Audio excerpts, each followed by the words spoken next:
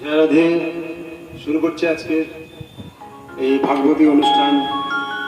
দেরি হয়ে গেল, প্রায় 9টা বাজতে চললো। বৃষ্টির জন্য যাই হোক দেরি হয়ে গেল। আজকের অনুষ্ঠান ছোট করেই করতে হবে, সময় যেহেতু কম বৃষ্টির জন্য, তাই দেরি না করে শুরু করছি। আজকে একটি গান দিয়ে শুরু করি, গুরুবন্দনা গান দিয়ে।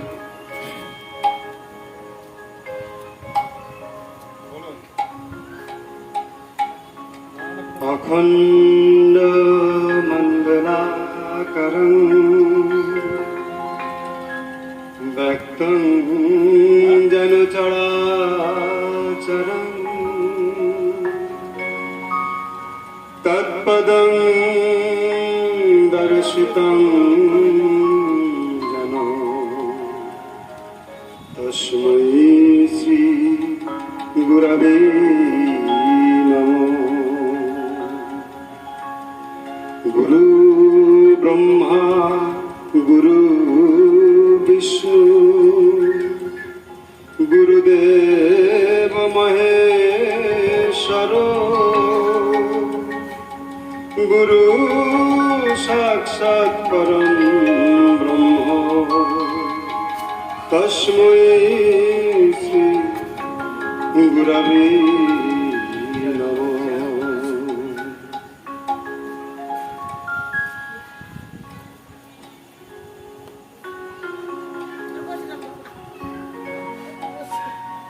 তাই পদ কমল কোটি চন্দ্র সুশীতল যে ছায়ায় জগত জুড়ায় নিতাই পদ কমল কোটি চন্দ্র সুশীতল যে ছায়া জগত জুড়ায় এলো নিতাই দিনে ভাই রাধা কৃষ্ণ পাইতে নাই।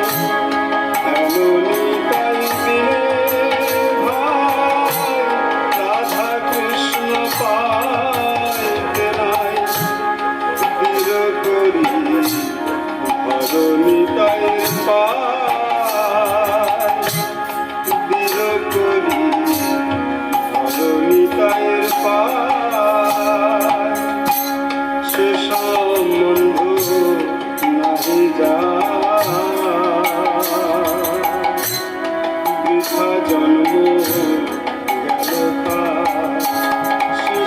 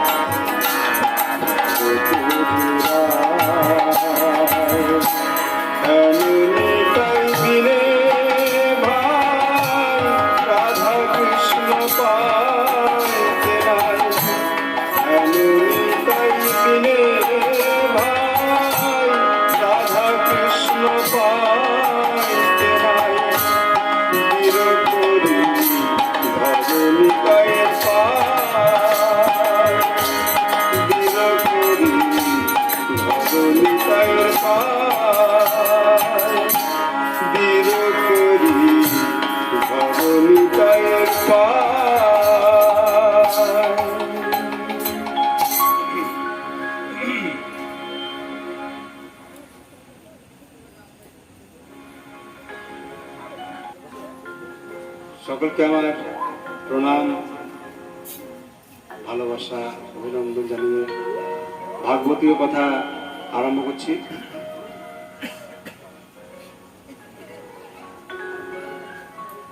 গুরু ব্রহ্মা গুরু বিষ্ণু গুরুদেব মহেশ্বর গুরুদেব পরম তস্मै শ্রী গুরবে নমঃ। অজ্ঞানতিমিরন্ধস্য জ্ঞানাঞ্জন শলাকয়া চক্ষুরুন্মিলিतं যেন তস্मै শ্রী গুরবে নমঃ। হে কৃষ্ণ করুণা সিন্ধু দীনবন্ধু জগৎপতি গোপেশ গোপিকা কান্ত রাধাকান্ত নমস্তুতে। কৃষ্ণায় বাসুদেবায় পরমাত্মনে প্রণত কেশনাশ গোবিন্দায় নমো ব্রহ্মণ্য দেবায় গো ব্রহ্মণ্য হিতায় চ জগদ্ধিতায় কৃষ্ণায় গোবিন্দায় নমো।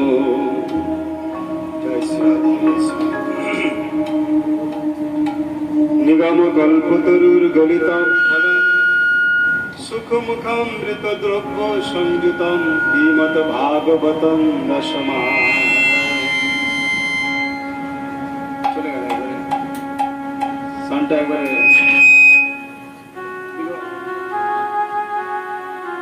একটু করে এমনিতে আসলে ঠিক করে নাকি?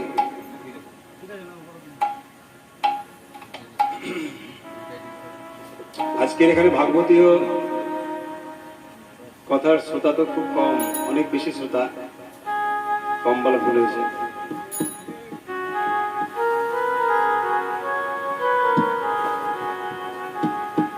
নিগম কল্পতরুর গলিতম ফলম। নিগম কি? একটি বৃক্ষ। নিগম কল্পতরু একটি বৃক্ষ। সেই বৃক্ষের গলিতম ফলম এই শ্রীমদ ভাগবত। নিগম কল্পতরুর গলিতম ফলম সুখ মুখামৃত দ্রব্য সংযুতম। কার দ্রব্য বলছে? সুখ মুখ দ্রব্য। সুখদেব সুখদেবের মুখের থেকে শ্রবণ করা এই শ্রীমদ্ ভাগবত। তাই বলছে সুখ মুখামৃত দ্রব্য সংযুতম পিমত ভাগবতম রসমালয়ম। ভাগবত রসের মালায়ম, ভাগবত রসের মালায়ম। যে রস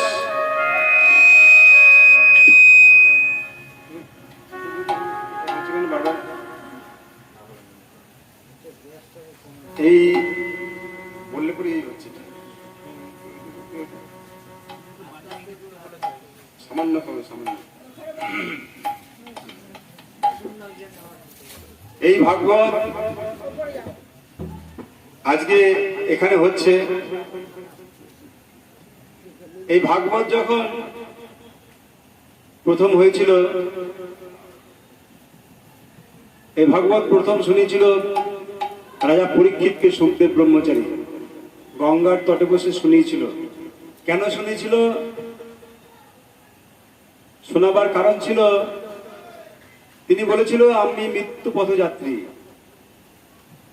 সে 7 দিনের মধ্যে তাকে তক্ষক দংশনে তার মৃত্যু হবে। তাই তার সেই তক্ষক দংশনের মৃত্যুতে, তক্ষক দংশনে মৃত্যু হবে বলে তখন সেই গঙ্গার তটে গিয়ে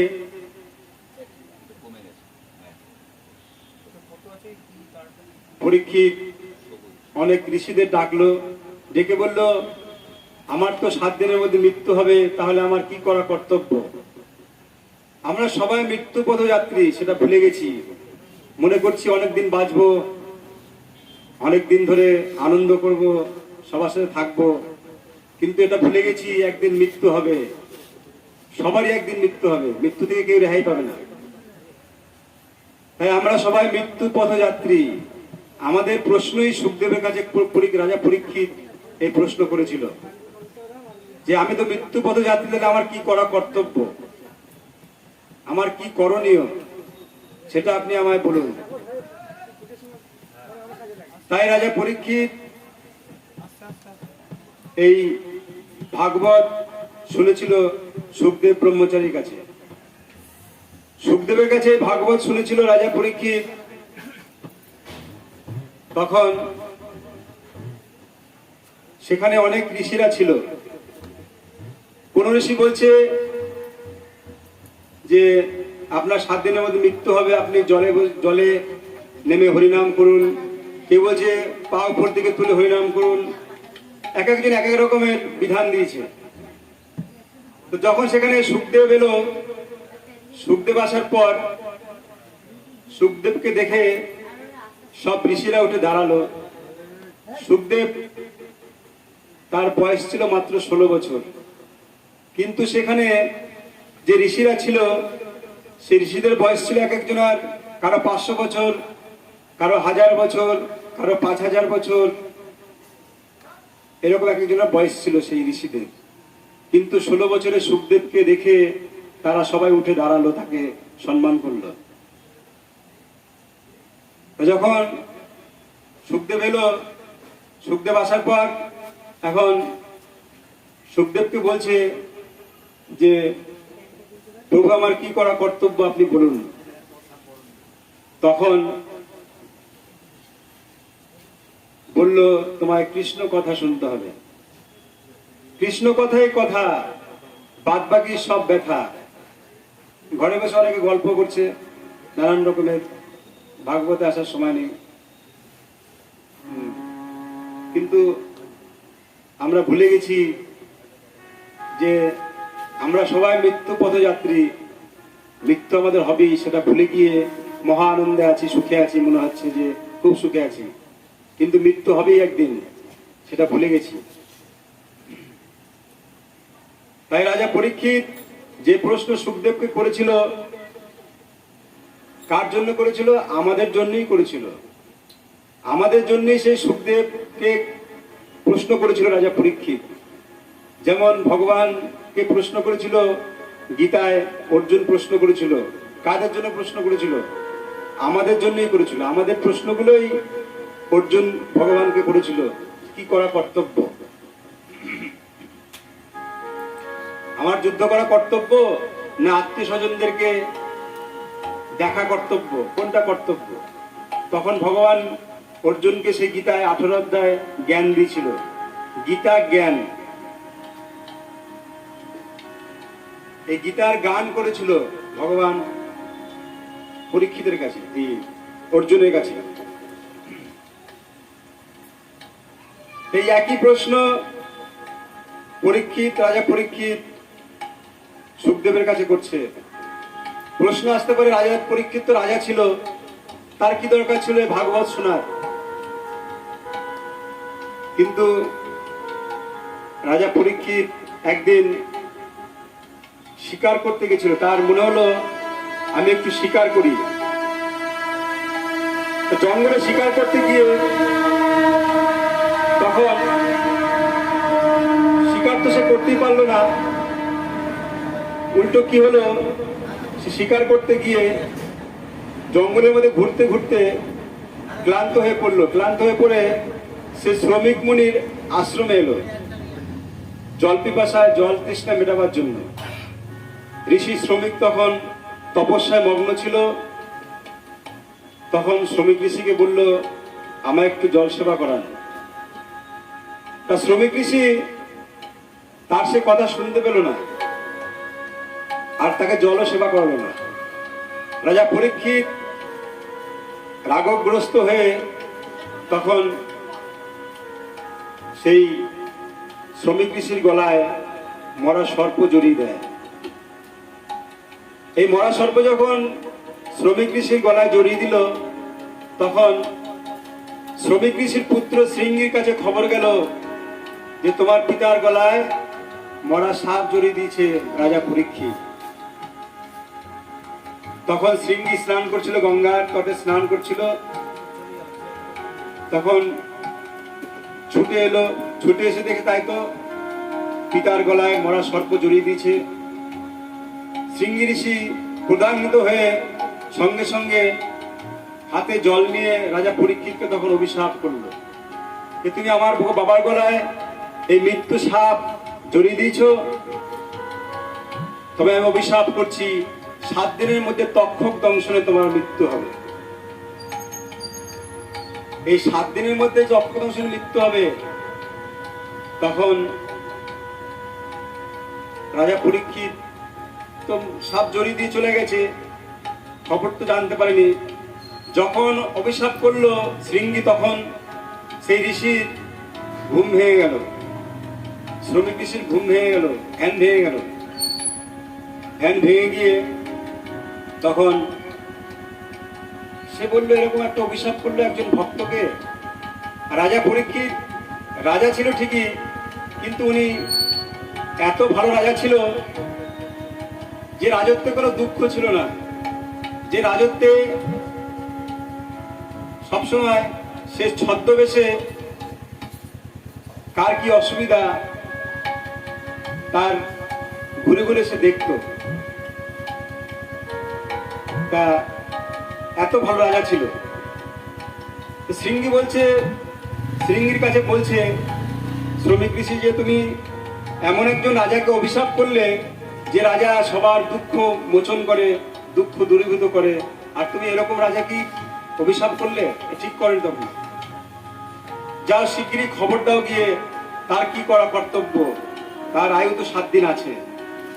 তখন সেখানে গোমুখ নামক একজন শিষ্য ছিল সে আশ্রমে, সেই শিষ্যকে পাঠিয়ে দিয়ে পরীক্ষিতের কাছে খবর দিল যে রাজা, তোমার 7 দিনের মধ্যে তোমার মৃত্যু হবে তক্ষক দংশনে, তোমার যা করার তুমি করে নাও, তোমার কি করা কর্তব্য তুমি তাই করো।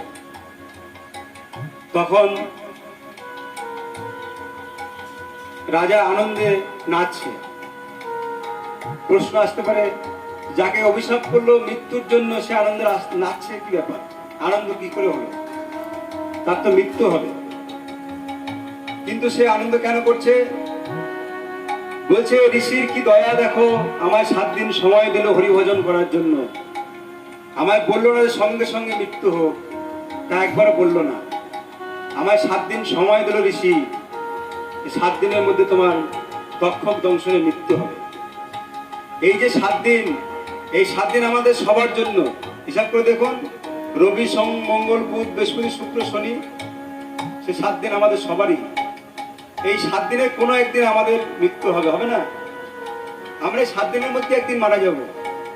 মৃত্যু আমাদের হবেই। আমরা কেউ অমর নয়, ভেবে রেখো না যে বেঁচে থাকবো সারা জীবন, এ আনন্দে থেকো না। তাই রাজা পরীক্ষিত বলছে, আমার তো 7 দিনের মধ্যে তক্ষক দংশনে মৃত্যু হবে আমার, তাহলে আমার কি করা কর্তব্য? তখন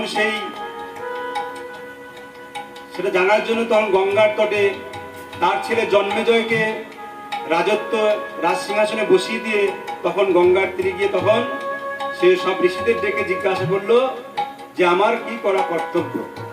তখন সব ঋষিরা এক এক করে এক এক রকম বিধান দিতে আরম্ভ করলো। তখন সেখানে সুখদেব এসে বলল যে তোমায় কৃষ্ণ কথা শ্রবণ করতে হবে, কৃষ্ণ কথা শুনতে হবে। একমাত্র কৃষ্ণ কথাই পারে তোমায় উদ্ধার করতে, তাছাড়া আর কোনো উপায় নেই, আর কেউ পারে না। ভগবান কৃষ্ণই আছেন একমাত্র, যে আমাদের পরম পাঠ পরাপাঠ সব কিছু পার করার জন্য তিনি আছেন। আমরা গঙ্গা স্নান করতে গিয়ে কি হয়, আমাদের দেহ পবিত্র হয় গঙ্গা স্নান করে, তাই তো? গঙ্গা স্নান করলে কি হয়, দেহ পবিত্র হয় তো নাকি? দেহ পবিত্র হয় গঙ্গা স্নান করলে। আর মন পবিত্র হয় কিসে, জানা আছে কারো? কৃষ্ণ কথা শুনলে মন পবিত্র হয়। কৃষ্ণ কথা কোনটা? বলছে কৃষ্ণ কথাই কথা, বাদ বাকি সব ব্যথা। সংসারে কথা মাত্রই ব্যথা। আজকে আমার কোমর ব্যথা, আমার ছেলে মুখ বলেছে, আমার মেয়ে এই করেছে, আজকে রান্না ভালো হয়নি, খাওয়া ভালো হয়নি, আজকে সিরিয়ালটাই হয়েছে, যারা সিরিয়াল দেখে আর কি, হ্যাঁ, এই নানান রকম ব্যথা। কিন্তু কৃষ্ণ কথাই কথা, তা আমরা ভুলে গেছি।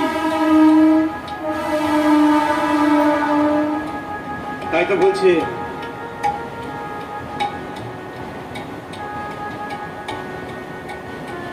নরোত্তম দাস ঠাকুরের যে একটি গান গাইলাম, সেই পদে বলছে সংসারে মত্ত হইয়া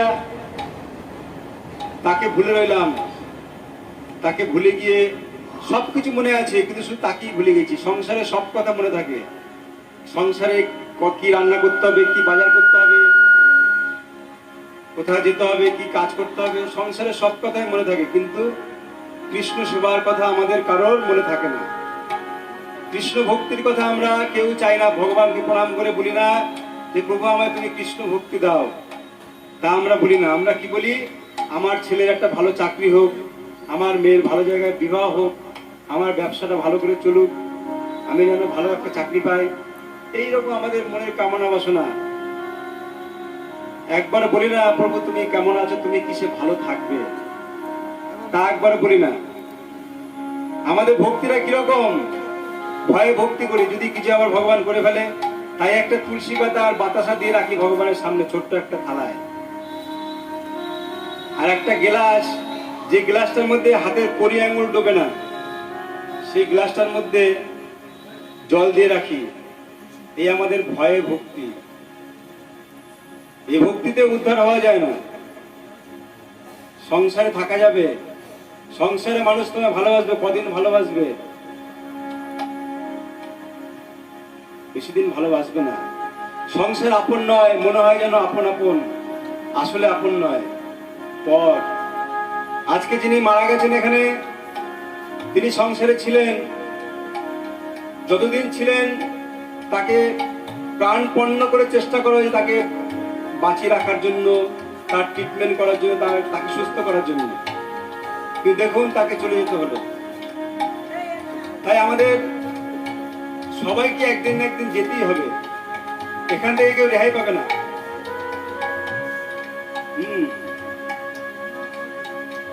তাই আমরা ভুলে গেছি যে আমাদের এই সংসার ছেড়ে যেতে হবে। একথা আমাদের একটু মনে নেই।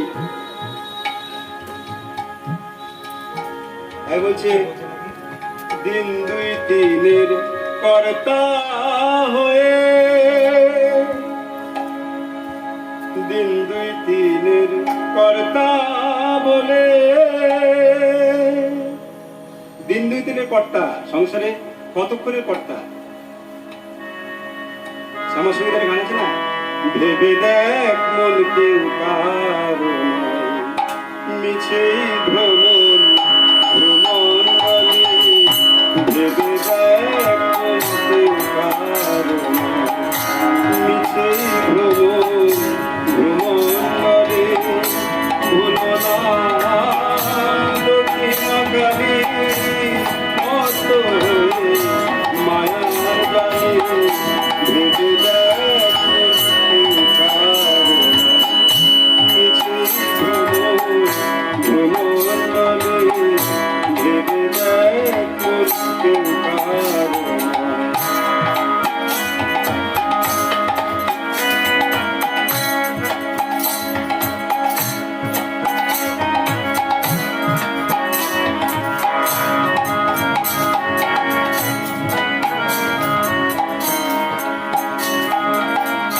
দিন দুই দিনের জন্যে ভাবে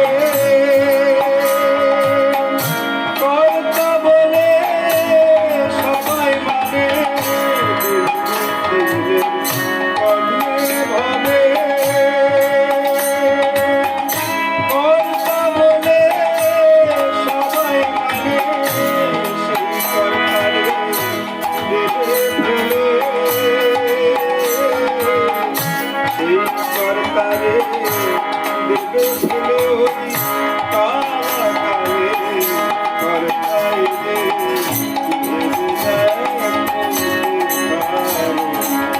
মিছে ভ্রমণ ভ্রমণ বলে। ভেবে দেখ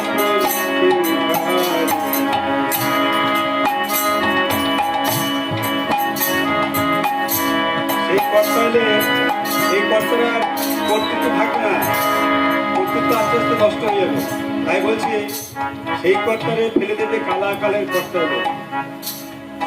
সেই কালাকালের কর্তা হলে তখন আমার কর্তৃত্ব আর থাকবে না, আমার কর্তৃত্ব সংসার থেকে তখন চলে যাবে। সংসারে যতক্ষণ আছি ততক্ষণ কর্তা হয়ে কর্তা সেজে বসে আছি। কর্তৃত্ব কতক্ষণ? যতক্ষণ আমি আছি। আমি চলে যাবো, আমার কর্তৃত্ব শেষ, আমার জায়গায় আরেকজন এসে কর্তৃত্ব নেবে। একবার ভাবি সেটা, একবার ভাবি না, এই কর্তৃত্ব থাকবে না, একদিন চলে যাবে। যার জন্য মরো ভেবে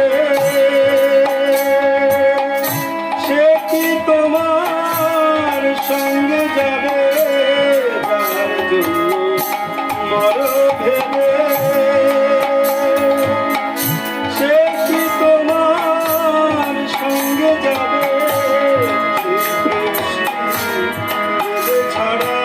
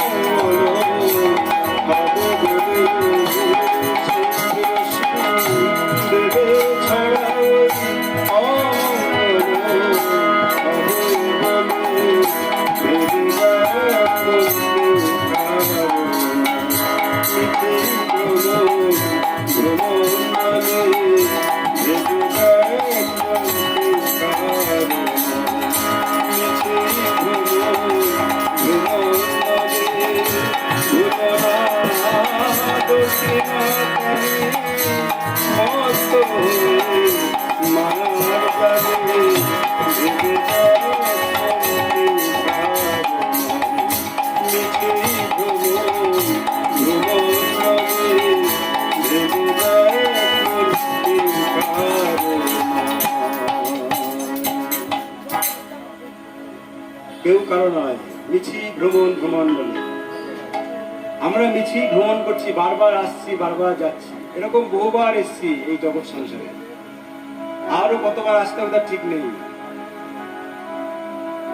যখন মায়ের গর্ভে ছিলাম তখন বলেছিলাম, প্রভু গিয়ে তোমার ভজন করব, তোমার নাম করব, তোমার কীর্তন করব, তোমার কথা ভাববো, তোমায় মনে করব।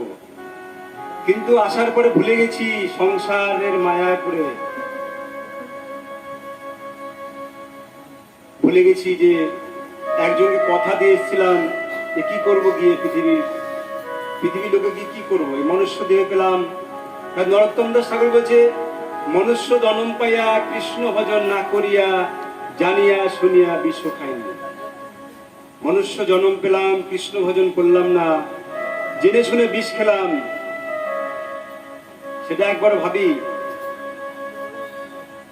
ভাগবতে আসার সময় নেই আমাদের, হরি কথা শোনার সময় নেই, হরিনাম করার তো সময় নাই। তাই বলছে, মনুষ্য জন্ম পেয়ে কৃষ্ণ ভজন না করিয়া জানিয়া শুনিয়া বিষ খাইনু। জেনে শুনে বিষ খাচ্ছি যে একদিন মৃত্যু হবে একদিন। তাই তো রাজা পরীক্ষিত প্রশ্ন করেছিল সুখদেবের কাছে, আমি মৃত্যু পথযাত্রী, আমার কি করা কর্তব্য? তাই রাজা পরীক্ষিত সেই প্রশ্নের উত্তরে 7 দিন ধরে এই কৃষ্ণ কথা শ্রবণ করেছিলেন সেই গঙ্গার তটে বসে। এখানে বিস্তারিত বলার এখন সময় খুব কম, যেহেতু দেরি করে আরম্ভ হয়েছে। বিস্তারিত ভাবে বলতে গেলে অনেক 12টা বেজে যাবে। সংক্ষেপে শেষ করার চেষ্টা করছি। এখানে আজকে যেহেতু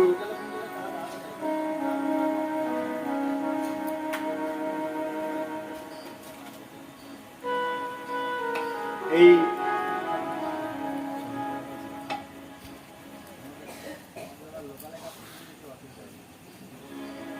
নৈমিষারণ্যে একটি যজ্ঞ ছিল, যে যজ্ঞ করেছিল জগৎ সংসারের কল্যাণের জন্য। একদিন ঋষিরা সুত গোস্বামীকে জিজ্ঞাসা করল, উগ্রশ্রবা সুত গোস্বামীকে একদিন জিজ্ঞাসা করলো যে, প্রভু তুমি তো জগতের কল্যাণের অনেক কিছু জানো, অনেক কিছু কথা তোমার কাছ থেকে শোনা যায়, তুমি এমন কিছু মঙ্গলের কথা বলো যে কথা শুনলে জগতের মঙ্গল হবে, যে কথা শুনলে জগৎ সংসারের কল্যাণ হবে, সেই কথা বলো। আমরা তো বহু বছর ধরে যজ্ঞ করে যাচ্ছি, এই যজ্ঞের কিছু বুঝতে পারছি না। নৈমিষারণ্যে 60,000 ঋষি ছিল, 60,000 ঋষি বসে সেই যজ্ঞ করছিল। তখন সেখানে ঋষিরা প্রশ্ন করেছিল সৌনক ঋষিকে যে কি করা কর্তব্য জগৎ সংসারের কল্যাণের জন্য।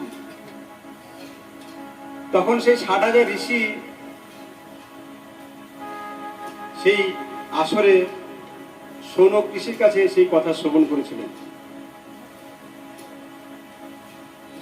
তা বলছে মানুষের কি করলে কল্যাণ হবে। ভাগবত শ্রবণে মানুষের কল্যাণ হয়, গীতা শ্রবণে মানুষের কল্যাণ হয়, কিন্তু আমরা কতটুকু তা শুনি না, সময় নেই শোনা। এখানে একটি উপাখ্যান আছে, যে উপাখ্যানটি বলছে ভাগবত শ্রবণ করলে প্রেতাত্মা পর্যন্ত দূরে চলে যায়। এই ভাগবতের এমন গুণ, এই ভাগবত আসলে প্রেতাত্মা যদি থাকে কোনো জায়গায়, সেখানে যদি ভাগবত পাঠ হয়, সেখান থেকে সে প্রেতাত্মা মুক্তি পেয়ে যায়। ভাগবতের এরকম গুণ, যেখানে ভাগবত পাঠ হয়। তা বলছে কি করে, তা পদ্মপুরাণে আছে একটি উপাখ্যান, যে উপাখ্যানটি ধুন্ধুকারী বলে গোকর্ণ উপাখ্যান। এই গোকর্ণ উপাখ্যানে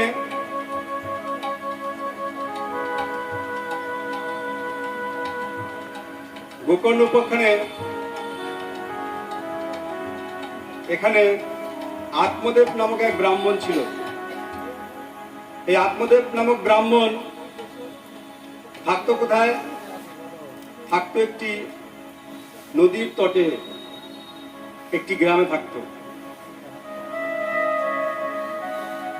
সেই নদীর তটে সে আত্মদেব নামক ব্রাহ্মণের বাড়ি ছিল। তা আত্মদেব ব্রাহ্মণের সন্তান নেই, নিঃসন্তান, তার পুত্র নেই, তার প্রচুর সম্পত্তি, সম্পত্তিকে রক্ষা করবে।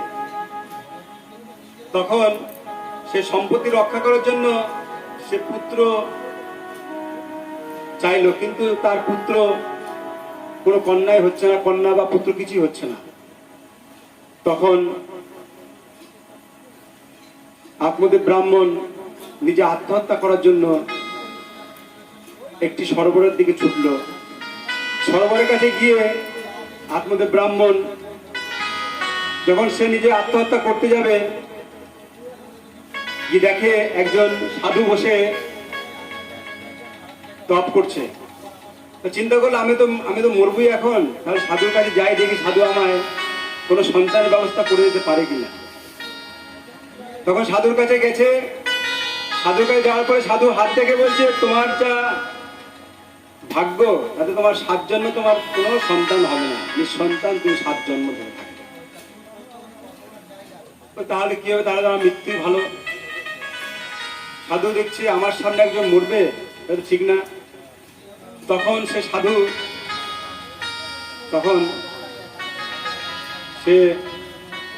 বললো, ঠিক আছে, তোমাকে আমি একটি ফল দিচ্ছি, এই ফলটি নিয়ে যাও, নিয়ে তোমার স্ত্রীকে এই ফলটি খাইয়ে দাও, তাহলে তোমার সন্তান হবে। কি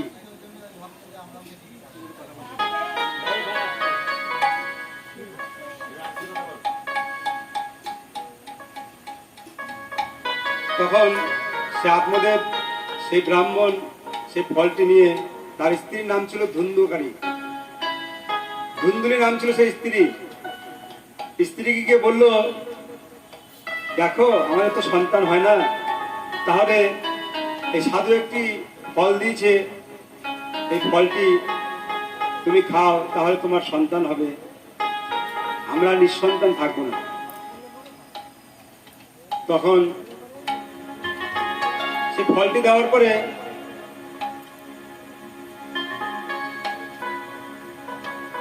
ধুন্ধুলি চিন্তা করলো যে এই ফল যদি আমি এখন খাই, তাহলে তো আমার পেটে বাচ্চা চলে আসবে। আর শুনেছি বাচ্চা হতে গিয়ে বহু লোক মারা যায়, এবং বাচ্চা হতে গেলে আমার যে সৌন্দর্য আছে, সৌন্দর্য নষ্ট হয়ে যাবে। তাহলে তো এটা ঠিক না, ব্যাপারটা বেশি ভালো না, তাই এই ফল আমি খাবো না। তখন একজন বান্ধবী ছিল, যেমন মানুষ তার বান্ধবী তেমন থাকে। বান্ধবীকে জিজ্ঞাসা করলো, তাহলে কি করা যায়? তখন বান্ধবী বলল, দেখ আমার তো বাচ্চা আসছে পেটে, তাহলে এক কাজ কর, আমার বাচ্চাটা তোকে দিয়ে দেবো, আর তোর আর বাচ্চা নিতে হবে না, তুই গর্ভবতী হওয়ার মতন অভিনয় করবি, তাহলেই হবে। বলে ঠিক আছে, তাহলে তাই হবে। আর আমায় কিছু টাকা পয়সা দিস, আমার তো অনেকগুলো সন্তান, আমার একটা সন্তান না হলেও হবে, আমায় কিছু টাকা পয়সা দিলেই হবে। তখন সেই ধুন্ধুলি তার সেই বান্ধবীকে বললো, ঠিক আছে তাই হবে। তখন এক এক করে 10 মাস হতে আরম্ভ করলো। তখন সে সন্তান হওয়ার জন্য মায়েরা বাপের বাড়িতে যায় সন্তান হওয়ার জন্য। এবার সন্তান হওয়ার জন্য বাপের বাড়ি গেছে। আর ওই যে ফলটি নিয়ে এসেছিল, আপনাদের ব্রাহ্মণ যে ফলটি দিয়েছিল, সেই ফলটি কি করেছে, মানে ওনার এমনই কপাল খারাপ, ওনার বাড়িতে একটি গরু আছে, গোমাতা, সেই গোমাতারও বাচ্চা হয় না। তখন সেই ফলটি সেই গোমাতাকে খাইয়ে দিয়েছিল, যে গরুটার বাচ্চা হতে। 10 মাসের মাথায় ওই গোমাতার পেট থেকে একটি বাচ্চা জন্মগ্রহণ করে মানুষ, কিন্তু কান দুটো হয়েছিল গরুর মতন, তাই জন্য তার নাম হয়েছে গোকর্ণ। আর 10 মাস পরে যে ধুন্ধুলির পেটে যে বাচ্চা হয়েছিল, তার নাম দিয়েছিল তার মা ধুন্ধুকারী নাম দিয়েছিল। বলছে আমার নাম ধুন্দুলি, আমার ছেলের নাম হবে ধুন্ধুকারী। আর তাহলে গরুর পেট থেকে যে বাচ্চাটি হয়েছে, তাহলে এর নামটি আমি দিই। আত্মদেব চিন্তা করলো আমি দিলে, তো হ্যাঁ তুমি দাও। তখন সেই বাচ্চাটির নাম দিল গোকর্ণ। গোকর্ণ শব্দের দুটো অর্থ আছে, শুধু কান দুটো গরুর মতন তাতে তো হয় গোকর্ণ, কিন্তু যে কান দিয়ে জ্ঞানের কথা শোনা হয় তাকেও গোকর্ণ বলা হয়। যে কান দিয়ে জ্ঞানের কথা শোনা হয়, জ্ঞানের কথা কি? কৃষ্ণ কথা, ভাগবত কথা, গীতা শ্রবণ, এই কথা যে কান দিয়ে শ্রবণ করা হয় সেই কানকেও গোকর্ণ বলা হয়। গোকর্ণ আর ধুন্ধুকারী এই দু ভাই। তখন ধুন্ধুকারীকে নিয়ে এলো, আস্তে আস্তে ধুন্ধুকারী বড় হলো। বড় হতে হতে তখন ধুন্ধুকারীর স্বভাব ভালো না, নানান রকম কুপথে চলে গেছে, জুয়ো খেলে, নানান রকম জায়গায় যায়, খারাপ খারাপ কাজ করে। এক এক করে মায়ের কাছ থেকে পয়সা চেয়ে চেয়ে নেয়, পয়সা না দিলে মারধর করে পয়সা নিয়ে নেয়। আত্মদেব ব্রাহ্মণ চিন্তা করলো এর থেকে তো আমার সন্তান না হয় ভালো ছিল, এরকম সন্তান যে আমাকে মারধর করে টাকা পয়সা নিয়ে যায়, এর থেকে তো নিঃসন্তানই ভালো ছিলাম। তখন আত্মদেব ব্রাহ্মণ জঙ্গলের দিকে যেতে আরম্ভ করলো। গোকর্ণ আস্তে আস্তে বড় হয়ে গেল। গোকর্ণ বলল বাবাকে, বাবা দেখো এই সংসারে কেউ আপন নয়, এই সংসার দুঃখালয়। এই যে আমাদের যে সংসার, এই সংসারকে আরেকটা নাম দিয়েছে দুঃখালয়। এখানে দুঃখ ছাড়া কিছু পাওয়া যায় না, সুখ পাওয়া যায় না। আত্মদেব ব্রাহ্মণ, আত্মদেব ব্রাহ্মণের কথাটা একটু ভালো করে ভাঙিয়ে দিই। আত্মদেব ব্রাহ্মণ ছিল কোথায়? ছিল একটি নদীর তটে। এই নদীটি কোনটি? আমাদের দেহ। এর মধ্যে যিনি আছেন সে আত্মদেব আছেন, আত্মা, আত্মদেব ব্রাহ্মণ। আর ধুন্দুলি কে? ধুন্দুলি হচ্ছে মন, বুদ্ধি। বুদ্ধি নানান দিকে চলে যায়, খারাপ খারাপ চিন্তা ভাবনা আসে বুদ্ধিতে, তাই না? এই হচ্ছে বুদ্ধি। তাই বলছে আত্মদেব হচ্ছে গিয়ে আমার এই আত্মা, যে পরমাত্মার অংশ। সে ভালোই চায় সবসময়, সে ভালো চাওয়ার জন্য সে সাধুর কাছে প্রণাম করে সন্তান চেয়ে নিয়ে এসেছিল। আর বুদ্ধিকে, তার স্ত্রী বুদ্ধি ধুন্দুলি, তার বুদ্ধি কি? খারাপ খারাপ বুদ্ধি, তার বুদ্ধি ভালো না। আমাদের বুদ্ধি এক এক সময় যেমন এক এক দিকে চলে যায়। এখন ভাগবত শুনবো না, গিয়ে একটু সিরিয়াল দেখি, ভাগবত শুনবো না, গিয়ে একটা গান শুনি, বা ওর কাছে গিয়ে একটু গল্প করি। ভাগবত শুনতে ভালো লাগে না, তাই না? এরকম এক একজন এক এক রকম এক এক ভাব। এই বুদ্ধির নানান রকম এরকম ভাব। তা বুদ্ধি আর আমার এই আত্মা, এই আত্মা হচ্ছে ভগবানের, পরমাত্মার অংশ আত্মা। তাই আত্মা সবসময় চায় পরমাত্মার কাছে যেতে, পরমাত্মার সঙ্গে মিলন হতে। আমাদের 10টা ইন্দ্রিয়। 10 ইন্দ্রিয় কি কি? 5টা কর্মেন্দ্রিয়, 5টা জ্ঞানেন্দ্রিয়। 5টা জ্ঞানেন্দ্রিয় কি কি? চোখ, নাক, কান, জিহ্বা, ত্বক, 5টা জ্ঞানেন্দ্রিয়। আর 5টা কর্মেন্দ্রিয়, একটি হচ্ছে মুখ, হাত, পা, আর 2টো গুপ্তেন্দ্রিয়। এই 10 ইন্দ্রিয় আমাদের। এই 10 ইন্দ্রিয় কে চালনা করে? আমাদের মন নামক একটি ইন্দ্রিয় আছে, মন। যে মন আমাদের এই 10টা ইন্দ্রিয়কে চালায়। এই 10 ইন্দ্রিয় কি? আমাদের দেহটা হচ্ছে রথ স্বরূপ, রথ, রথ স্বরূপ এই দেহটা। আর 10টা ইন্দ্রিয় হচ্ছে 10টা ঘোড়া। যেমন রথের সামনে ঘোড়া থাকে, সেরকম 10টা ঘোড়া সামনে থাকলে যেমন একটি রথ তৈরি হয়। আমাদের এই দেহ হচ্ছে রথ, আর আমাদের ইন্দ্রিয়গুলো হচ্ছে ঘোড়া। 10 ইন্দ্রিয় আমাদের এই রথে আছে। এই রথ, এই 10 ইন্দ্রিয় এই রথ, এই ঘোড়া, এই দেহটাকে চালনা করে। তাহলে দেহ চালায় কে? বলছে মন চালনা করে, মন। ওই ঘোড়ার যে লাগাম লাগাম মনের হাতে আছে।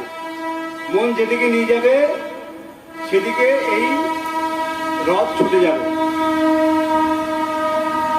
মন যেদিকে যাবে রথ সেদিকেই যাবে। মন যদি সিরিয়াল দেখতে যায় রথ সিরিয়াল দেখবে। মন যদি বলে ভাগবত শুনবো ভাগবত শুনবে। মন যদি বলে ভালো হরিকথা হরি আসরে যাবো সাধু সঙ্গ করবো সেই জায়গায় যাবে। মন যদি বলে না খারাপ জায়গায় যাব খারাপ কাজ করব খারাপ কথা বলবে।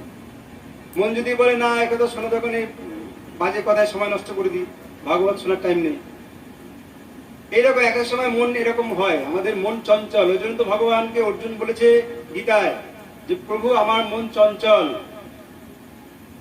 ভগবানের সঙ্গে ছিল অর্জুন, সেই অর্জুন ভগবানকে বলছে প্রভু আমার মন চঞ্চল।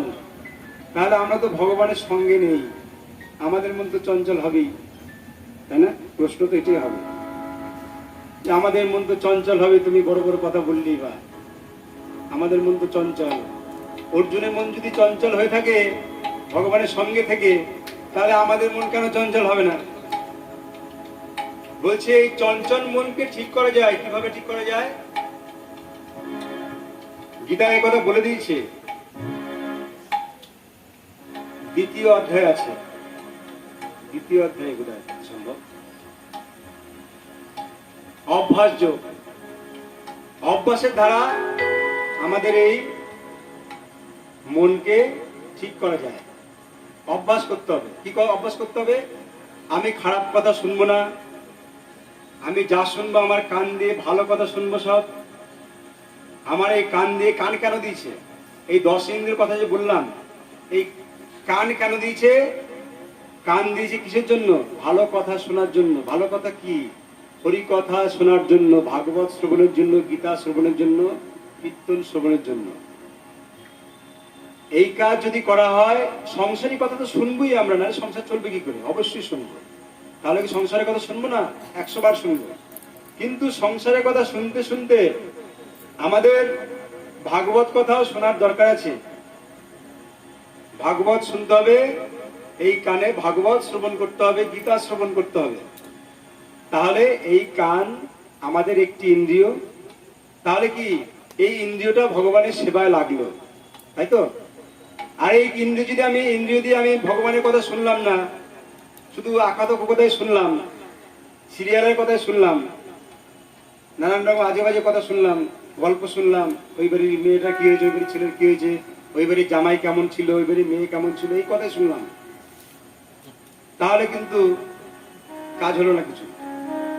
শোনো, শোনার সঙ্গে সঙ্গে বলছে সব কথার সঙ্গে একটি করে কৃষ্ণ কথা জড়িয়ে দাও। কথায় কথায় বলো জয় রাধে, তাহলে কি হলো? ওই কথার সঙ্গে সঙ্গে তোমার কৃষ্ণ কথা জুড়ে গেল, তাই না? সেই জন্য বলছে সব কথার সঙ্গে কৃষ্ণ কথা জোড়ো, তাহলে সেই কথা কথা হবে, তা না হলে ব্যথার সমান হবে। তাই তাই কান দিয়ে আমরা কৃষ্ণ কথা শুনবো, আর চোখ দিয়ে কি করবো? চোখ কেন দিয়েছে? চোখ সংসারে সিরিয়াল দেখার জন্য দিয়েছে, ঠিকই, সিরিয়াল সিনেমা সব দেখার জন্য দিয়েছে, স্বামী পুত্র পরিজনদের জন্য দিয়েছে, সুন্দর সাজুগুজু করার জন্য দিয়েছে, কিন্তু ভগবানকে দর্শন করার জন্য দিয়েছে। যে তুমি চোখ দিয়ে শুধু সংসারের জিনিস দেখলে, আমায় দেখলে না একবারও, আমার দিকে ঘুরে তাকালে না একবারও, আমার দিকে একবার ঘুরে তাকাও। এখানে একটি কথা মনে পড়ে গেছে, অর্জুন, ভগবান কৃষ্ণ আর ভীম, এই তিনজন জরাসন্ধকে বধ করার জন্য গেছে, ব্রাহ্মণ রূপে সেজে গেছে। সেজে যাওয়ার পরে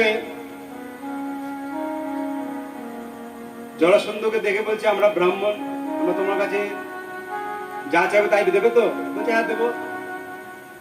তো কাছে এসে বলছে তোমরা তো ব্রাহ্মণ নয়, বেশ ঠিক আছে, যা কি চাইছো বলো। বলছে আমরা তোমার সাথে যুদ্ধ করতে চাইছি। তাহলে আমি ঠিকই ধরি, তোমরা ব্রাহ্মণ নয়, আমার সঙ্গে যখন যুদ্ধ করতে চাইছো নিশ্চয়ই তোমরা ব্রাহ্মণ নয়। তাহলে কিরকম যুদ্ধ করবে? কে কে যুদ্ধ করবে আমার সাথে বলো? তোমরা তিনজন আছে, কে যুদ্ধ করবে? অর্জুন বলছে আমি যুদ্ধ করবো না, তোমার সঙ্গে যুদ্ধ করা যাবে না, তুমি পারবে না আমার সঙ্গে যুদ্ধ করে, তোমার মতন বাচ্চা ছেলের সাথে আমি যুদ্ধ করি না। জরাসন্ধ বলছে। তাহলে কৃষ্ণ বলছে আমার সাথে, তুমি কি লো, তুমি তো এমনি পালিয়ে যাও, তুমি তো রণচোরা, রণক্ষেত্রে গিয়ে পালিয়ে যাও, ওই জন্য তোমার নাম রণচোরা। তোমার কথা, তোমার সঙ্গে যুদ্ধ করে কোনো লাভ নেই, তোমার সঙ্গে যুদ্ধ করবো না। ভীম বলে, তাহলে আমার সাথে যুদ্ধ করো। ভীমকে দেখে একটু চেহারা ভালো ভীমের। জরাসন্ধ বলছে হ্যাঁ, এর সাথে যুদ্ধ করা যেতে পারে, তোমার সাথে যুদ্ধ করব। তা যখন জরাসন্ধ রাজি হলো যুদ্ধ করার জন্য, এখন যুদ্ধ হচ্ছে। এবার কি যুদ্ধ কিরকম হবে? দিনের বেলা সূর্য উঠবে, যুদ্ধ শুরু হবে, সূর্য ডুবে যাবে, যুদ্ধ শেষ হবে, আবার সবাই নিজেদের মতন খাওয়া দাওয়া করবে, থাকবে এক জায়গায়, যুদ্ধ হবে না তখন। তা ভোর হচ্ছে, সূর্য উঠছে, ভীম আর জরাসন্ধ যুদ্ধ করছে, সারাদিন যুদ্ধ হচ্ছে। যুদ্ধ করে করে ভীম পারছে না, যুদ্ধ করে জরাসন্ধের সাথে যুদ্ধ করে পারছে না। এরকম করে অনেক দিন হয়ে গেল, যুদ্ধ করে আর পারছে না। এদিকে কৃষ্ণ আর অর্জুন এরা তো খাচ্ছে যাচ্ছে, যুদ্ধ দেখছে, কোনো কাজ নেই এদের। এখন রাত্রেবেলা ভীম বলছে দেখো তোমরা খাচ্ছ যাচ্ছ আর ঘুরে বেড়াচ্ছ, আর যুদ্ধ দেখে সকালবেলা হলে আমাকে বসে বসে দেখছো আমি যুদ্ধ করছি, কত কষ্ট করছি, তোমাদের দিয়ে তো কোনো কাজ হচ্ছে না। বলছে কি করে কাজ হবে? তুমি যখন যুদ্ধ করছো তখন আমার দিকে তো একবারও ঘুরে তাকাও না। ভগবান বলছে, কৃষ্ণ বলছে, তুমি যখন যুদ্ধ করছো তখন আমার দিকে ঘুরে একবার তাকাচ্ছ কি? আমি তোমায় বলবো কিভাবে যুদ্ধ করে তুমি জিতবে, কিভাবে তোমার জয় হবে, তুমি একবার বলছো কি যে আমার এইভাবে জয় হবে যুদ্ধ করলে? তুমি আমাকে তাকাচ্ছ, তুমি যুদ্ধ করেই যাচ্ছ। সংসারে আমরা এরকমই, সংসার একটা যুদ্ধক্ষেত্র, সংসার কুরুক্ষেত্রের সমান যুদ্ধক্ষেত্র।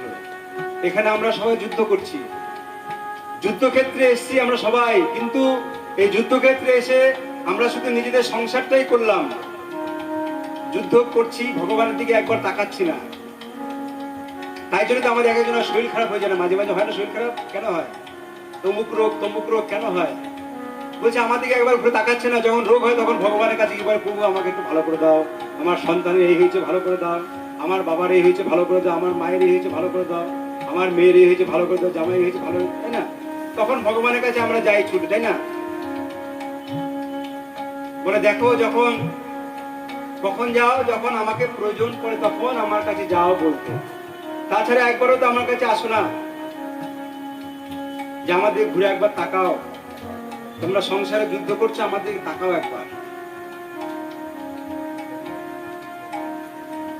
তা ভগবান সেই কথাই বলছে যে আমার দিকে একবার ঘুরে তাকাও, যে আমি তোমায় যুদ্ধে যাতে তুমি জিতবে সেই কথা আমি তোমায় বলে দেবো। তখন যুদ্ধ করতে করতে হঠাৎ একদিন ভীম ভগবানের দিকে তাকিয়েছে, তাকাবার পরে দেখিয়ে হাতে করে দেখিয়ে দিয়েছে, এরকম করে ছিঁড়ে দুদিকে এরকম ফেলে দাও, তাহলেই জরাসন্ধ বধ হয়ে যাবে। তখন ভগবানের কথা শুনে জরাসন্ধকে ভগবান ভীম দুহাত দিয়ে চিড়ে তখন দুদিকে ফেলে দেয়, জরাসন্ধ ওখানে বধ হয়ে যায়। তাহলে ভগবানের কথা শুনেছে এবং ভগবানের দিকে তাকিয়েছে বলে সে জিততে পেরেছিল যুদ্ধে, তা নাহলে সে জিততে পারত না। এখানে সংসারকে বুঝিয়েছে, আমাদেরকে বুঝিয়েছে এক্সাম্পল দিয়ে, যে তোমরা সংসারে থাকো, সংসার করো, আমার কথাও একটু ভাবো, মাঝে মাঝে আমাকে একটু দেখো, আমার কথা চিন্তা করো, আমার দিকে তাকাও একটু করে, একবার তাকিয়ে নমস্কার করো একটু। বলছে ভগবান কৃষ্ণকে একবার নমস্কার করলে 8 বার অশ্বমেধ যজ্ঞ করার সমান হয়। 8 বার ভগবান কৃষ্ণকে যদি ষষ্ঠাঙ্গে প্রণাম করা যায়, একবার প্রণাম করলে 8 বার অশ্বমেধ যজ্ঞের সমান হয়। আমাদের সময় নেই, আমরা প্রণাম কিরকম করি, এরকম করে প্রণাম করি, আদাব করি মুসলমানদের মতন। এরকম মুসলমান আদাব করে, আদাব কেমন আছেন, সালাম আলাইকুম কেমন আছেন, এরকম বলে না মুসলমান, সালাম আলাইকুম কেমন আছেন। মুসলিমরা বলে এসব, মুসলিমরা করে। আমরা ঠাকুর মন্দির দেখলে এরকম এরকম করি না, না এরকম, এটা প্রণাম নয়। এরকম হাত দিয়ে তোমার করার তো করো, তুমি মাথা নত করো, এরকম করো, মাথা নত করে এরকম করে প্রণাম করো। তোমার হাত তখন হাত কাজে লাগাও, হাতে কাজ করো, মুখে নাম করো। তুমি মাথা নত করো, কালী মন্দির দেখলে, শিব মন্দির দেখলে মাথা নত করো, প্রভু আমার প্রণাম। এরকম করে নয়, এটা প্রণাম নয়। এটা তোমার দেখুন লোকে দেখলে এরকম তুমি প্রণাম করবে, লোকে দেখলো আদাব করলে তুমি, তাই না? এটা প্রণাম নয়। প্রণাম করতে হলে মাথা নত করতে হয়। মাথা নত না করলে সে প্রণাম প্রণাম নয়। তাই আমরা কোথায় ছিলাম মনে আছে কারো? ধুন্দুলি এবং ধুন্দুকারী। সে ধুন্দুকারী একটু একটু করে বড় হলো। সে ধুন্দুকারী তার মাকে একদিন তাড়া করলো। তাড়া করার পর তখন সে মা কুয়োর মধ্যে পড়ে গিয়ে তার মায়ের মৃত্যু হয়। তো মায়ের যখন মৃত্যু হলো তখন চিন্তা করে মা তো মরে গেছে, এবার সব বেঁচে কিনে খাই। সব এক এক করে বেচতে আরম্ভ করলো। কিন্তু আত্মদেব দেবে এত পয়সা ছিল, এত টাকা ছিল, সে জমিদার ছিল, প্রচুর সম্পদ ছিল। এক এক করে বিক্রি করতে করতে করতে করতে সব খাওয়া হয়ে গেছে, আর কিছু নাই বিক্রি করার মতো, কিচ্ছু নেই, কি বিক্রি করবে আর? তখন ছিনতাই করতে আরম্ভ করলো এবং নানান রকমের নেশায় গ্রস্ত হয়ে গেল। সে জুয়ো খেলে, মদ খায়। এই যে জুয়ো খেলা বা মদ্যপান করা, একটু ছোট করে বলি এখানে। রাজা পরীক্ষিত যখন এই কলিযুগ আরম্ভ হয়, রাজা পরীক্ষিত সে বেড়াতে গিয়ে দেখে একটি ষাঁড়কে একজন কালো যুবক দস্যুর মতন দেখতে, সে একটি ষাঁড়কে মারছে, আঘাত করছে। রাজা পরীক্ষিত বলল যে আমার রাজ্যে তুমি গোমাতাকে মারছো, কি ব্যাপার? চলো তুমি এখান থেকে হাঁটো। বলছে আমি যাব না। বলছে কেন যাবে না? তুমি কে? বলছে আমি কলিরাজ। ভগবান কৃষ্ণ চলে গেছে, দাপর যুগ শেষ হয়ে গেছে, কলিযুগ আরম্ভ হয়েছে, আমি কলিরাজ, আমি যাব না। আমি এখানে থাকবো, আমাকে থাকার আশ্রয় দাও তুমি। আমি এখানে থাকার জন্য এসেছি, যে কোনো আশ্রয় আমাকে দিতে হবে তোমার। পরীক্ষিত বললো তোমায় কি আশ্রয় দেবো, কোথায় আশ্রয় দেবো? তোমার যেখানে ভালো লাগে আশ্রয় দাও। তখন রাজা পরীক্ষিত বলেছিল যেখানে মদ্যপান হবে সেখানে তোমার আশ্রয় দিলাম। কলিরাজকে কোথায় আশ্রয় দিল? যেখানে মদ খাওয়া হবে, মদ্যপান হবে, সেখানে কলিরাজ থাকবে। আর কোথায়? যেখানে জুয়ো খেলা হবে সেখানে কলিরাজ থাকবে। আর কোথায়? যেখানে অবৈধ নারী সঙ্গ হবে সেখানে কলিরাজ থাকবে। কটা জায়গা হলো? তিনটে হলো। আর কোথায়? যেখানে হিংসা হবে, জীব হিংসা, যেখানে মারামারি দাঙ্গা চলছে, হিংসা, সেখানে তোমার জায়গা দেবে। যেমন মারপিট দাঙ্গা হলে সেখানে কিছু ভালো কিছু হয়। মারামারি দাঙ্গা যদি আপনি কি ফেসে যান, যেখানে আপনি ভালো মানুষ, যে মারপিট করে গেছে তাকে পুলিশ ধরলো না, ভালো মানুষটাকে ধরে নিয়ে চলে গেল, কাজে সেখানে যেতে নেই। সেখানে কলির বিরাজ, সেখানে হিংসা হয়, তাই না? তাহলে 4 জায়গা হলো। আর একটি জায়গা আছে, কলিরাজ চিন্তা করে সব জায়গাগুলো তো আমাকে খারাপ খারাপ দিয়েছ, আমার তো বিরাট সংসার, আমি থাকবো কি নিয়ে, আমি খাবো কি, আমার তো অর্থ লাগবে, তা তো দিলে না আমায়, কি করে চলবো আমি? তখন পরীক্ষিত তাকে জায়গা দিল স্বর্ণের মধ্যে। কোন স্বর্ণ?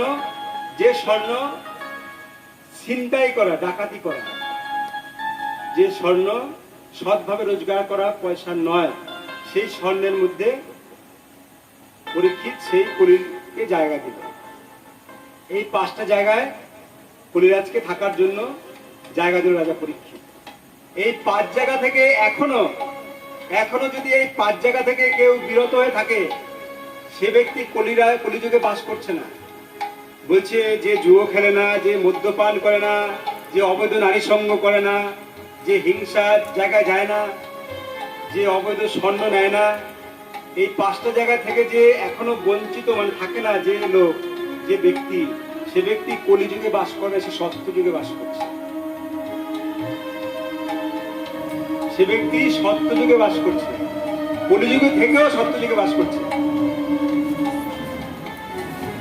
তাই আমাদেরকে ভালো হতে গেলে বা ভালো আশ্রয় নিতে গেলে আমাদেরকে এইগুলো ত্যাগ করতে হবে।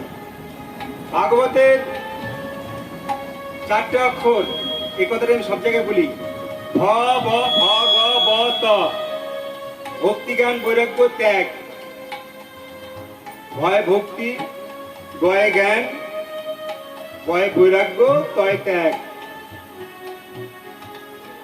তা আমাদের ভক্তি খুব একটা নেই। হয়তো আমাদের ভক্তি একটা তুলসী পাতা আর বাতাসা দিয়ে ভগবানের কাছে রাখি, এই আমাদের ভক্তি। এর থেকে বেশি কিছু দিই না। আর আমরা সাজিয়ে গুছিয়ে ভালো মন্দ খাই, গুছিয়ে একদম পরিপাটি করে, এরকম আমাদের ভক্তি। তাহলে ভক্তি কিরকম? নাই। তাহলে বলছে ভক্তি নাই। জ্ঞান, বলি জ্ঞানের কথা শোনার সময় নেই। ভাগবত জ্ঞানের কথা, গীতা শাস্ত্র জ্ঞানের কথা শোনার সময় নেই। সিরিয়াল দেখার সময় আছে, বাজে কথা শোনার সময় আছে, আড্ডা মারার সময় আছে। জ্ঞান কি করে হবে? আমাদের জ্ঞানও নাই। বৈরাগ্য, বৈরাগ্য তো হবেই না। ভক্তি নেই, জ্ঞান নেই, বৈরাগ্য থেকে বৈরাগ্য। বৈরাগ্য আসবে কোত্থেকে? ভক্তি জ্ঞান নাই, বৈরাগ্য আসবে কোত্থেকে? বৈরাগ্য তো হবেই না। ওদের ত্যাগ কি করে ত্যাগ করবো? কি ত্যাগ করবো? ভাগবত বলছে তোমার টাকা পয়সা, ধন দৌলত, বাড়ি গাড়ি, নারী, কিচ্ছু ত্যাগ করতে হবে না। বলছে কি ত্যাগ করবে? বলছে তোমার যা যা খারাপ আছে, তোমার যা যা খারাপ গুণ আছে, সেই খারাপ গুণটাকে ত্যাগ করো। তার জন্য তো পয়সা লাগবে না, তার জন্য অর্থ ব্যয় হবে না, কিন্তু হবে। তুমি যদি তোমার খারাপ গুণকে ত্যাগ করতে পারো, তাহলে ওই ভালো ভালো গুণগুলো আপনি থেকেই তখন হৃদয়ে এসে বসবে। তোমাকে ভক্তি জ্ঞান বৈরাগ্যকে নিমন্ত্রণ করতে হবে না। তোমার খারাপটা যখন ভিতর থেকে চলে যাবে, যেমন একটি একটি কলসি অনেকদিন ধরে উঠোনের মধ্যে পড়ে আছে, জঙ্গলে পড়ে আছে, উঠোনে পড়ে আছে। সেই কলসিতে বৃষ্টির জল পড়ে নানান রকম নোংরা পড়ে নোংরা হয়ে আছে সেই কলসিটি, সেটা জল খাওয়ার উপযুক্ত নয়। কিন্তু সেই কলসিটিকে নিয়ে এসে যদি ভালো করে মেজে ঘষে পরিষ্কার করে দেওয়া যায়, তাহলে সেটার মধ্যে করে জল খাওয়ার উপযুক্ত হয়ে যায়, হয় কি না? হ্যাঁ, হয়তো। তাহলে আমাদের এই দেহ মন ময়লায় জর্জরিত হয়ে আছে, এটাকে পরিষ্কার করতে হবে। পরিষ্কার করলে পরে এটার মধ্যেও এসে ভালো জিনিস বুঝবে। পরিষ্কার কি করে করবে?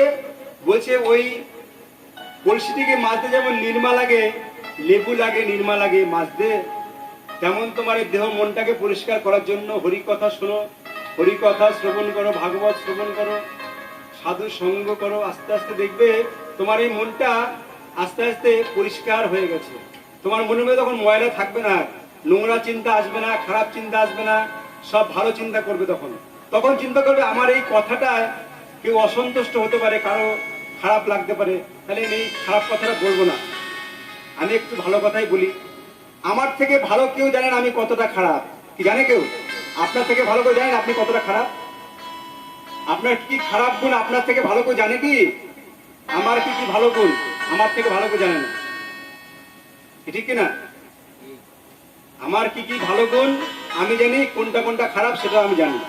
তাহলে আমার যে খারাপ খারাপ গুণগুলো আছে, সেই গুণগুলো যদি ত্যাগ করতে পারি, ভাগবতের লাস্ট করতে ত্যাগ করো, শুধু খারাপটাকে ত্যাগ করো। খারাপটা ত্যাগ করলেই তোমার ভাগবত এসে হৃদয়ে বসবে।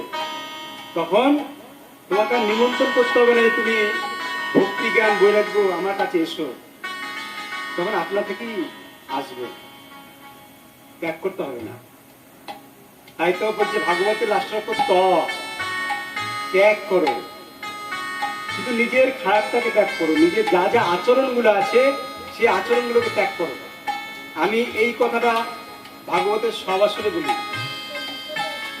এই ভাগবতের লাস্ট ত্যাগ করো, শুধু খারাপটাকে ত্যাগ করো। তোমার কোন কথায় কারো মনে ব্যথা লাগতে পারে, কারো হৃদয়ে ব্যথা লাগতে পারে, তোমার কোন আচরণে কারো ক্ষতি হতে পারে, তোমার কোন আচরণে কারো অসন্তুষ্ট হতে পারে, সেগুলোকে শুধু ঠিক করো। এই ভাগবত বা গীতা কেন শোনা, কিসের জন্য শোনা? এই হৃদয়টাকে ঠিক করার জন্য, মন ঠিক করার জন্য। আমাদের হৃদয় চঞ্চল, এই চঞ্চল মনকে ঠিক করার জন্য এগুলো শোনা। তা নাহলে আমরা যদি ভালোই হতাম, মন যদি ঠিক হয়ে তাহলে শোনার দরকার হতো না। আমাদের মন চঞ্চল, তাই আমাদের এই সাধু সঙ্গ হরি কথা শুনতে হয়। তাই আত্মদেব ব্রাহ্মণ তার ছেলের অত্যাচারে জঙ্গলে চলে গেল, জঙ্গলে গিয়ে ভজন করতে আরম্ভ করলো, সংসারে আর থাকলো না। আর তার স্ত্রীকে তো মেরে দিল তার ছেলে।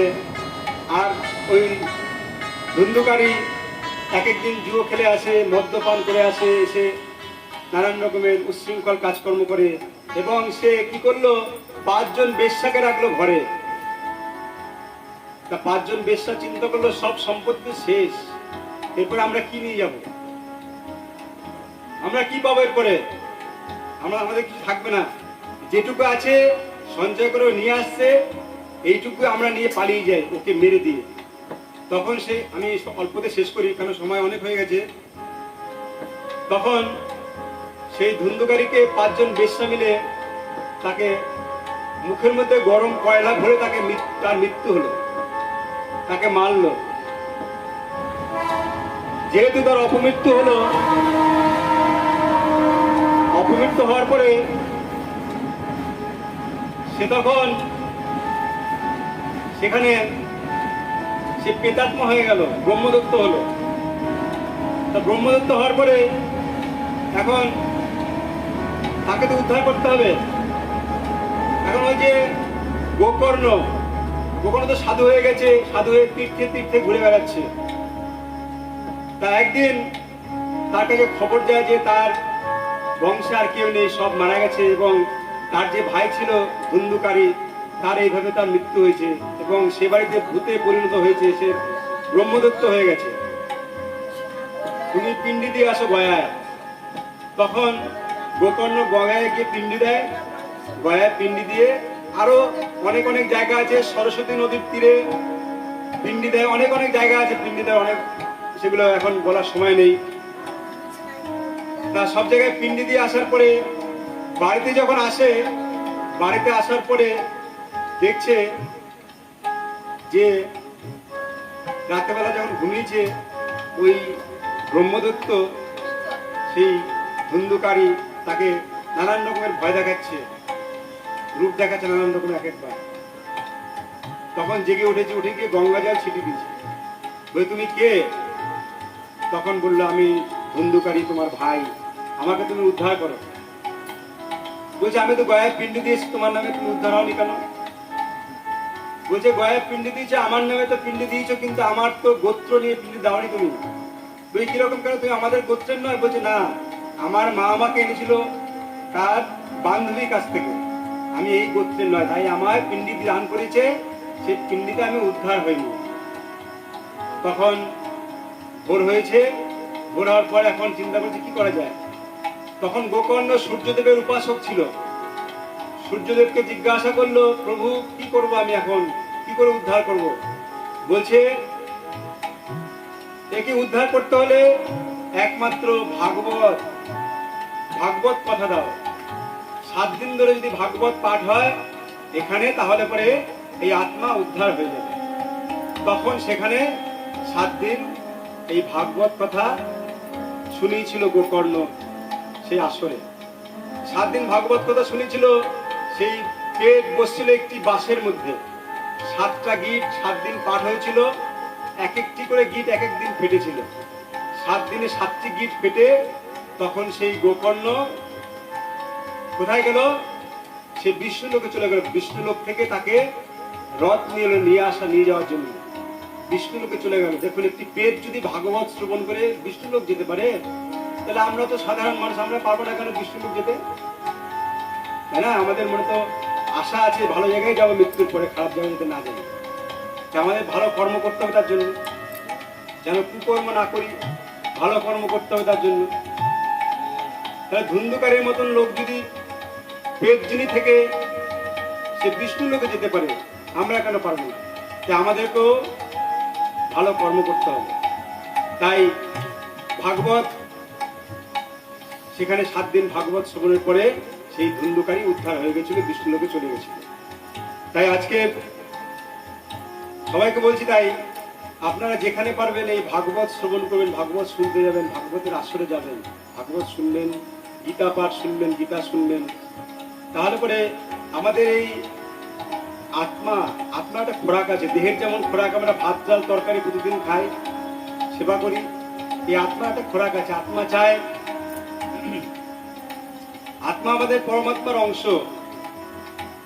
আত্মা চায় তার একটু তৃপ্তি কিভাবে হবে? তার হরি কথা শুনলে তার আত্মা তৃপ্তি হবে। এখানে আজকে যে ভাগবত পাঠ হচ্ছে কিসের জন্য হচ্ছে? আত্মার শান্তি কামনার জন্য, তাই তো? আত্মার শান্তি কামনার জন্য এই পাঠ এখানে হচ্ছে, বা এত অনুষ্ঠান, সেদিন কীর্তন হয়েছে, এত লোক খেয়েছে, এই সব কিন্তু এই আত্মার শান্তির জন্য। এই এতগুলো লোক খেয়েছে, সব লোক কিন্তু ওই শ্মশান যাত্রী নয়, তাই না? কিসের জন্য তাদেরকে খাওয়ানো হচ্ছে? যে আমার মায়ের আত্মার তোমরা শান্তি কামনা করো, তাই তো? সেই জন্য এই এত কিছু করা হয়েছে। তাহলে আমরা আমাদের আত্মার শান্তির জন্য আমাদের যা করা কর্তব্য তাই আমাদের করা উচিত। তাই আমরা আজকে সময় হয়ে গেছে, এখানে পাঠ বিশ্রাম করছি। 10টার উপরে বাজে, আর দেরি করবো না। এর কীর্তন করতে হবে নাকি?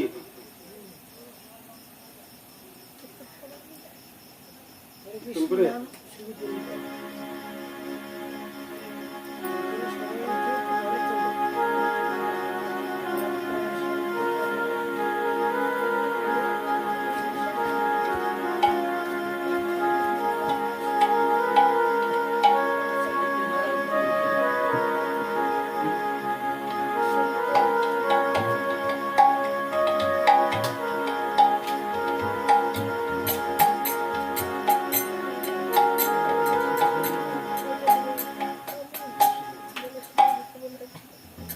বৃন্দাবনে আমাদের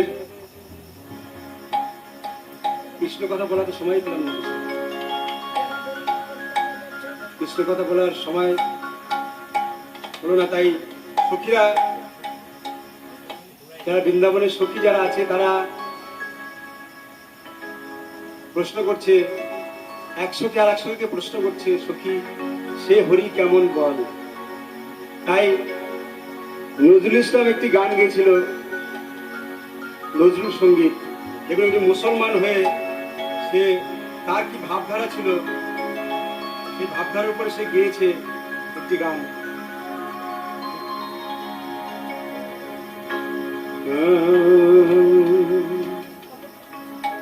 সখী সে হরি কেমন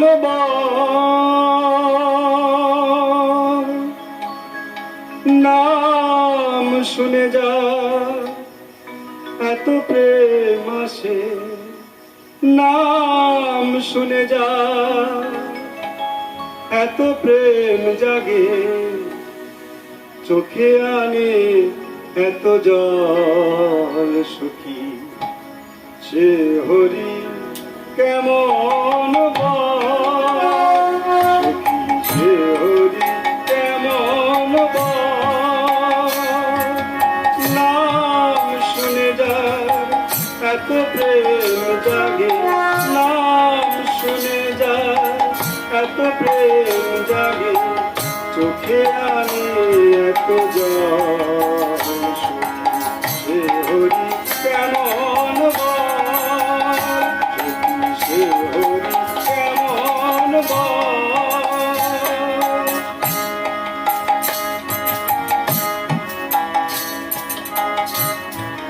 আমি দেখতে ভালো লাগে, ভালো লাগে।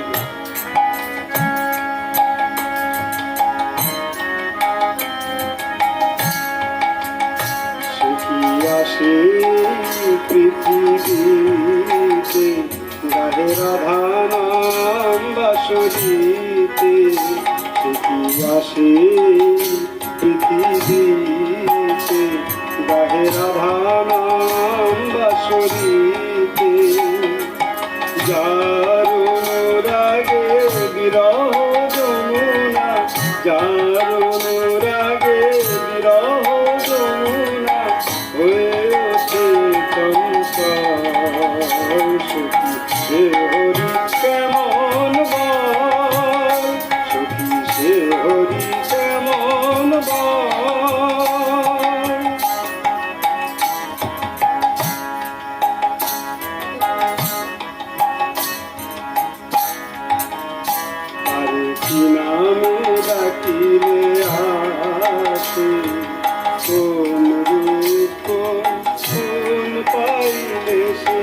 রাধা সম ভালোবাসে, আর কি নামে ডাকিলে আসে, কোন পাইলে সে রাধা সম ভালোবাসে। সখী শুনেছি সে নাকি কালো, জালে কেমন সে এত আলো। সখী শুনেছি সে নাকি কালো, জালে কেমন সে এত আলো। মায়া ভুলাইতে মায়া বিষে নাকি, মায়া ভুলাইতে মায়া বিষে নাকি, করে গো মায়ার ছল। সখী সে হরি কেমন বল, সখী সে হরি কেমন বল। নাম শুনে যার এত প্রেম জাগে, নাম শুনে যার এত প্রেম জাগে, চোখে আনে এত জল।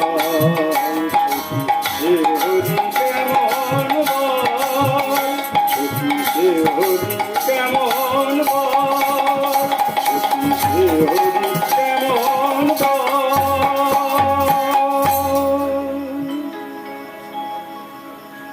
একশোকে আর একশোকে বলছে সখী সে হরি কেমন বল।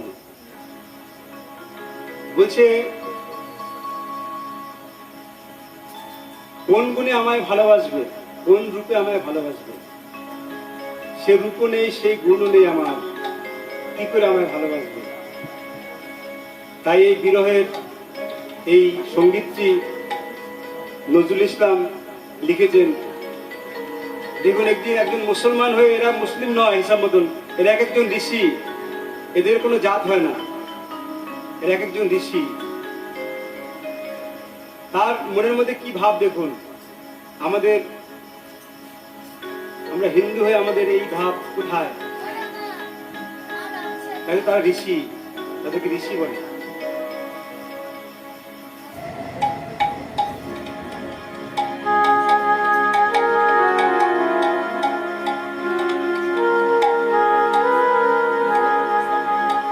রাধে রাধে কৃষ্ণ বল জয় রাধে রাধে, কৃষ্ণ বল জয় রাধে রাধে, কৃষ্ণ বল জয় রাধে রাধে, কৃষ্ণ বল জয় রাধে রাধে, কৃষ্ণ বল জয় রাধে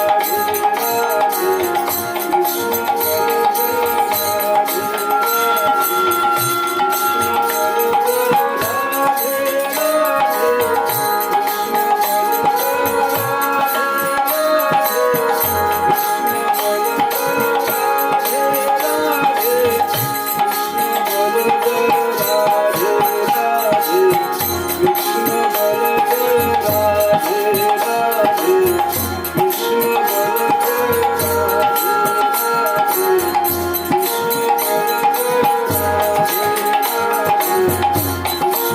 জয়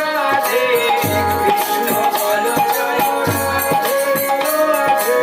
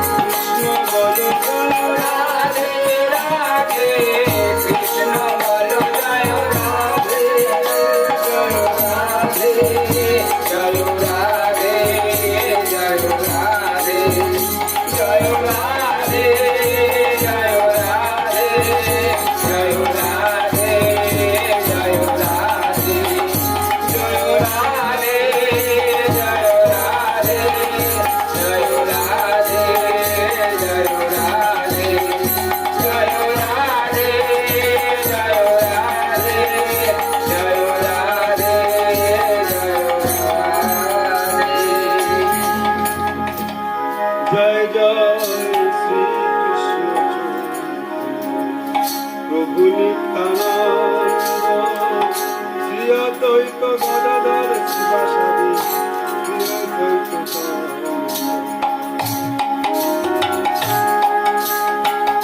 অদ্বৈত হরে কৃষ্ণ কৃষ্ণ হরে হরে হরে রাম রাম রাম হরে হরে হরে কৃষ্ণ হরে কৃষ্ণ কৃষ্ণ কৃষ্ণ হরে হরে হরে রাম রাম রাম হরে হরে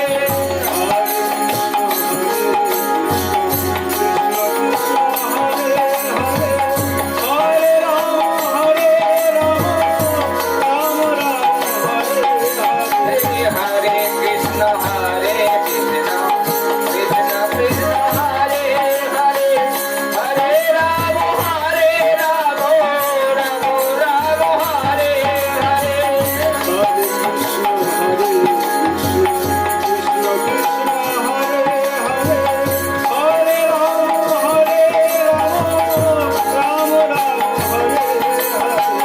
हरे कृष्ण हरे कृष्ण कृष्ण कृष्ण हरे हरे हरे राम राम राम हरे हरे हरे कृष्ण हरे कृष्ण कृष्ण हरे हरे हरे राम राम राम हरे हरे हरे कृष्ण हरे कृष्ण कृष्ण कृष्ण हरे हरे हरे राम राम राम हरे हरे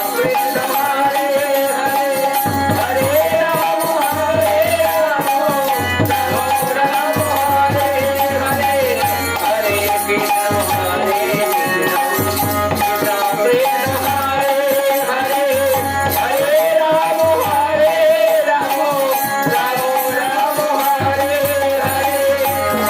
राम राम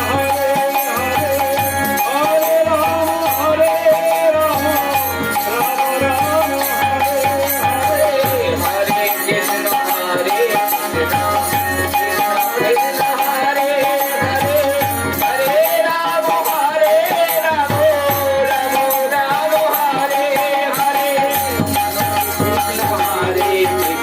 राम हरे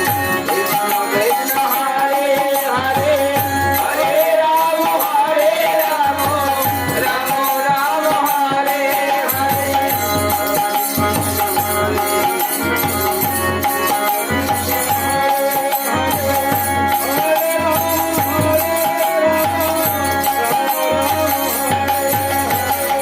हरे कृष्ण हरे कृष्ण हरे कृष्ण कृष्ण कृष्ण हरे हरे हरे राम राम राम हरे हरे कृष्ण हरे कृष्ण कृष्ण कृष्ण हरे हरे हरे राम राम हरे हरे हरे कृष्ण कृष्ण कृष्ण हरे हरे हरे राम राम हरे हरे हरे कृष्ण कृष्ण कृष्ण हरे हरे हरे राम राम हरे हरे हरे कृष्ण हरे कृष्ण हरे हरे हरे राम राम हरे हरे हरे कृष्ण हरे कृष्ण हरे हरे हरे राम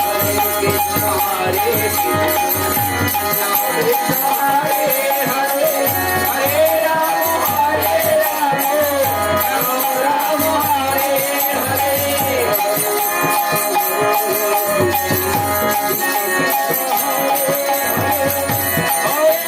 कृष्ण हरे कृष्ण कृष्ण हरे हरे हरे राम राम हरे हरे हरे कृष्ण हरे कृष्ण कृष्ण कृष्ण हरे हरे हरे